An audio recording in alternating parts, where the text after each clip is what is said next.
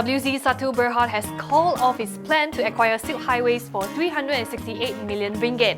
It explained that this was because it could not reach an agreement with Silk Holdings Berhad.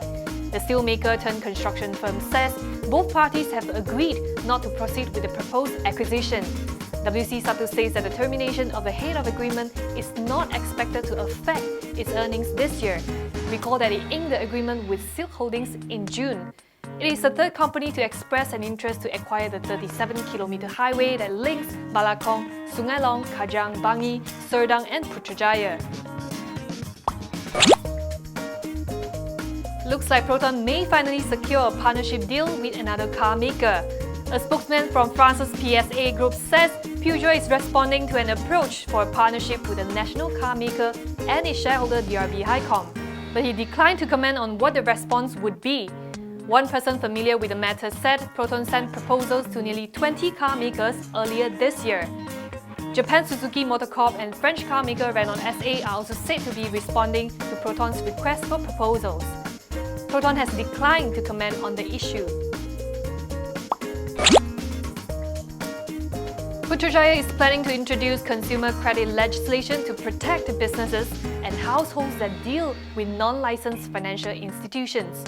Bank Negara Malaysia Chief Dato Muhammad Ibrahim says the central bank is working closely with the government to formulate the proposal. Also being considered, arrangements to support the financing needs of small businesses. Muhammad notes that the financial sector has continued to play its intermediary role in financing the economy, in particular the SMEs. As at end July this year, financing by the banking system to businesses and SMEs stood at 533 billion ringgit, growing at an annual rate of 9.9% between 2011 and 2015. AirAsia has promised to lodge an appeal to the government if the passenger service charge, or airport tax as we know it, does go up. The budget carrier says it has received numerous inquiries on the issue, but it hasn't received any official notice from the airline regulator, MAVCOM, so it doesn't know whether it will be affected. CEO Erin Omar says an increase in airport tax would make air travel more expensive and stressed that flying is now a necessity for the general population. She warns that it will also crimp tourism, threaten jobs and hurt the economy. It would also cost Malaysia its competitiveness as a regional low-cost hub.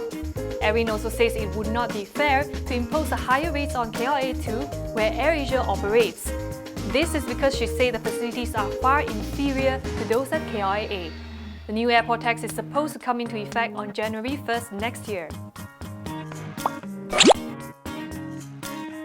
There's been a slew of proposals on helping first-time home buyers, but the most viable one, according to CIMB Investment Bank, is a higher withdrawal cap on EPF savings.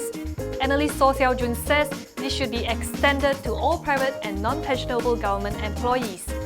But in order to have a significant impact on the property market, he believes that the cap needs to be raised from 30% currently to between 60 and 80%. Other safeguards must also be introduced to protect the members' retirement savings and, of course, curbs the use of the funds for speculative purchases.